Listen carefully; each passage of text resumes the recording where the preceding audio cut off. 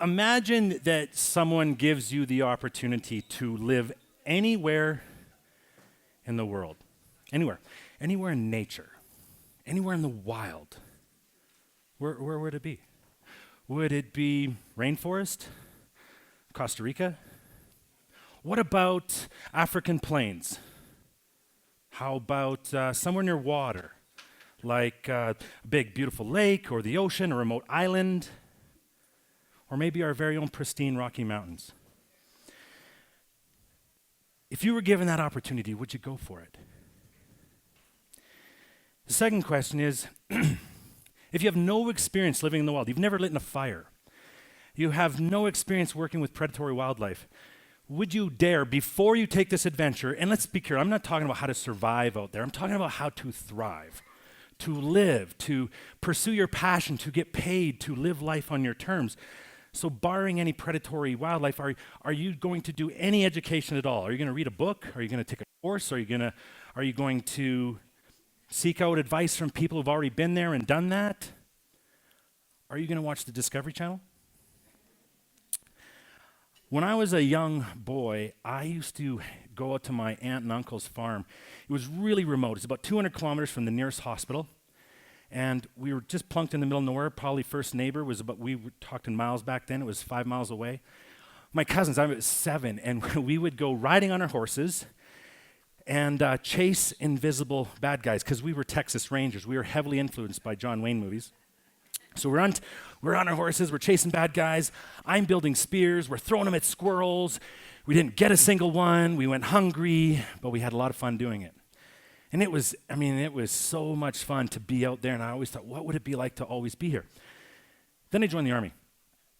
I'm 19. I'm airborne. I'm infantry. I jump out of planes. I get to pick fights with bad guys. I get to build forts in the forest. And I eventually got deployed overseas to Somalia, Africa. Big civil war. And when we arrived, it was like the Wild West. There was no government. We got shot at. We did patrol after patrol. Probably in the first 90 days, my platoon alone did over 300 patrols. We worked with the local authorities to improve security, to make things a lot safer, so we could allow our engineers to rebuild schools, to rebuild roads, build a medical clinic and other infrastructure. And largely, we were very successful at that. And so when I left the military, oh man, I thought this wild journey was going to be over. And outside of rugby, like to me, rugby is an 80-minute section attack. It's an 80-minute car accident, and it's fun. But outside of rugby, my life was fine. It was fine. It was the big F word. It was fine. But it didn't have the same adrenaline. I thought, will I ever experience that again? Until I went into business for myself. TV, movies, they glamorize how exciting business is, and there's this deal and that deal, and it's scary as hell. 15 years after the military, I think, I'm doing a bit of a reset in my life. I think, okay, I've been in the military. I played a lot of rugby. I'm good at that. Sales and marketing, I'm good at that. I could be a business coach. How hard could that be, right? Pretty easy stuff. I go to get a couple certifications, and I learn all the things you would imagine I would learn. I would learn balance sheets, and I would learn income statements and spreadsheets. Excel, spreadsheets. I love spreadsheets. And I would learn marketing and how it led to sales, and I would learn about efficiencies, and I would learn about activity management. And it was exciting, and I remember I started working immediately with the clients, and I had all these different clients in different industries and trades and oil and gas and here and here and here, and I was starting to recognize a couple things. One, that people buy or build or grow or whatever, but they go into business for a lot of reasons that you could imagine, but probably the most number one to me was that they wanted to live life on their terms. You know, if you're going to go into business for yourself, what are those terms? Where are you going to live? What are you going to drive? Are you going to live in Canmore? Or are you going to live somewhere else? Are you going to live in the big city? What are you going to sell? What are you going to grow? What is it? Your terms. What difference are you going to make? What changes are you going to make? And they want to live on those terms. And then the other thing I noticed is they started, because I'm standing in front of multiple clients a day, multiple clients a week, week after week, month after month, I started noticing a very familiar behavior. And that is this. We as business owners, we as entrepreneurs, We will focus heavily on a shiny object, an opportunity. We'll also experience a great deal amount of stress and anxiety when there's that feeling of lost. I'll come back to the opportunity, but during that feeling of lost, I've been lost before. In the military, we get lost. Actually, we will never admit that we're lost. We are geographically embarrassed. But we get lost. And the first thing we do when we get lost is we pull out our map, we pull out our compass, we orientate it to the ground, we reverse engineer a couple bearings, and we find ourselves and we triangulate ourselves, and somewhere inside that feeling of loss, we know we're inside that triangle. And so in times of this anxiety and lost, the client is looking for a certain amount of clarity. Right? We got to know where we are. What's the next step? And in the military, we want clarity. Where are we? And there's this mission that has purpose. And so we look for this purpose, clarity and purpose, and then in the military, of course, we continue to execute. Clarity, purpose, execute. I'm sitting in front of these business owners, and I'm handling all these fires all the time. Clarity, purpose, execute. Clarity, purpose, execute. Clarity, purpose, execute. Over and over and over again. Like, we did this all the time in the military, but here's the difference between entrepreneurs and the military is that I pay attention to the result. As soon as we execute, there's always a result. It's big, it's small, it's happy, it's sad. Sometimes zero is the result, and zero is still a result. But they weren't paying attention to the result. Second, they weren't tracking that relevant data, the relevant numbers, the widgets, the time, the people, the money, the geography. You know, widgets are your products and your services. The time is easy. How much time did it take us to do this? How much time do we need to ramp up to do that?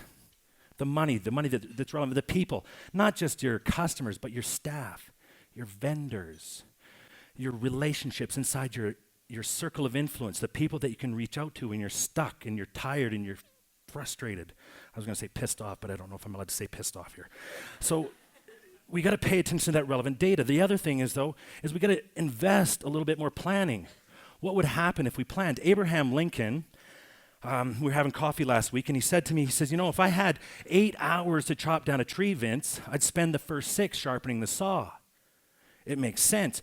You know, to be deployed overseas, my unit planned for 4 months for a 6-month deployment. Today, they train 9 months to a year for a 6-month deployment. In business, just think of how much time is invested in planning. And let's just take business out of it for a second. My wife and I, we go on a holiday. It's 2007. We always wanted to hike the West Coast Trail. And so we start planning 10 months out. West Coast Trail, it's a 7-day, 6-night, 2 days on the front end, 2 days on the back end for travel. So that's the time. That's the relevant data. We spend 10 months for that. What are we going to pack? We're going to pack it out. My Army rucksack, uncomfortable, too heavy. So we go buy these beautiful packs. They're nice and light. Well, what are we going to cook it in? You can't cook out of a cast iron pan. That's silly because it's self-sustaining along the way. You carry it in, you carry it out, and it's 7 days. So, oh man, the equipment, the food, how much food for 7 days, and how many jujubes do I need, and how much jerky? Holy crap, does jerky ever weigh a lot? And we think a liter of water is 2 pounds, and this matters. And so, in the end, we got it down. My wife is going to carry 40 pounds. I'm going to carry 60 pounds. 2 months out, bingo, Danita's pregnant. Well, we find out she's pregnant. Oh, man. Once again, something that would have been valuable yesterday. So we go to the doctor. I Google. I find nothing about pregnant women going anywhere. Well, I mean, the West Coast Trail, for example. I'm not saying they don't do other things. I'm saying. So the doctor says she can't carry more than 20 pounds. Nothing can be around the waist. All right, fine. We're not canceling this. Mission oriented. There's a purpose for this trail. We're going to put our marriage and keep it tight. So we go. She's carrying 20, I'm carrying 80. 10 months planning for a 7-day walk. The next thing is a debrief. In the Army, we debrief everything from the length of a tour, what happens on deployment, to what toilet paper is the best in the middle of the night when it rains. Even a 10K, 15K run. Hey, how are your feet? Got any hot spots? You got any blisters? Those shoes aren't going to work. We're going to be running 20 tomorrow. You better get new shoes. Heels, no. You know, we debrief absolutely everything. And the amount of debrief that I see in business owners and entrepreneurs, it's not enough. It doesn't take long. It's just a couple questions. Just think about your day today, if you could live today all over again, what would you do different? That's all you got to do. What would you do different? What mistakes were made? What would we do different? What mistakes were made? What lessons did we learn? Check. If there's any relevant data, let's park it over here. Great. Guess what? We have more clarity. The next time we do this, we know way more than we ever did when we started. But what I see is this: clarity, purpose, execute, clarity, purpose, execute, clarity, purpose, execute. And I'm saying stop. Take a pause. So I built this lovely map called the Framework for Mastery. Purpose, relevant data, plan, execute, result, and debrief. And I said, great, does that make sense? And they said, yes. And then they didn't execute. Have you ever been with anybody who they apparently know, okay, you know you have to raise prices. Yes, check. You know why you have to raise prices. Yes, check. Great. Execute. Oh, I'm afraid. You know what that is? Story.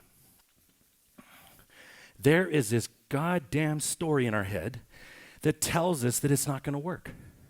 And that was the problem with all the coaching that I ever received. Everyone gave me mechanics, spreadsheets and this and that and strategy.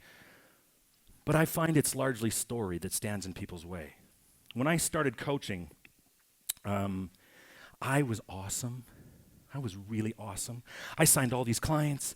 I banked the highest client. I did this, I did that. And in 9 months, it all frickin' disappeared. None of my clients were around except for one. He was a friend and he couldn't pay. I'm like, God. And I say, all right. What the hell were you thinking? There's the story, right? Chirping at me. If I could see him, I would give him. And he would chirp at me and say, Vince, are you kidding yourself? Who thinks you can be a coach? You got high school, then you were a grunt.